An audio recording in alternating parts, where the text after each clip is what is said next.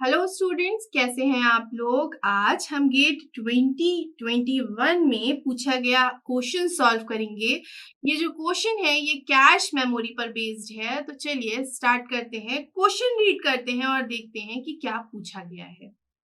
Question में दिया है assume a two level inclusive cache hierarchy L1 and L2 where L1 is larger of the two। जो L2 है वो दोनों में बड़ी है, मतलब L1 and L2 दो है, जिसमें जो L2 है वो लार्जर है। Consider the following statements. S1 and S2 दो स्टेटमेंट दिए हुए हैं। हमको पूछा है which of the following statement is correct. इन दोनों में से कौन सा स्टेटमेंट करेक्ट है। तो चलिए सबसे पहले S1 देखते हैं और देखते हैं ये करेक्ट है, ट्रू है या नहीं है। स्टार्ट करते हैं, S1 को रीड करते हैं। S1 बोल रहा है read misses in are write through L1 cache do not result in write back of dirty line to L2।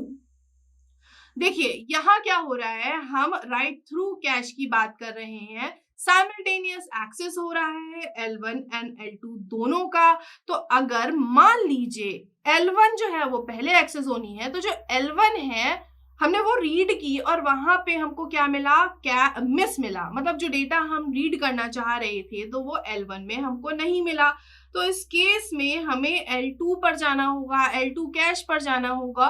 और अगर उस केस में हमारा ये डर्टी है तो हमें वहां पर राइट बैक करने की जरूरत नहीं है। हमें L2 में राइट बैक करने की जरूरत बिल्कुल भी नहीं है, क्योंकि ये राइट थ्रू कैश है। इससे हमें समझ में आता है कि जो S1 स्टेटमेंट है वो हमारा ट्रू है। चलिए अब हम बात करते हैं S2 की। तो S2 एक बार रीड करते हैं, ये क्या लिखा है इसमें। Right allocate policy must be used in conjunction with right through cash with no right allocate policy is used with right caches।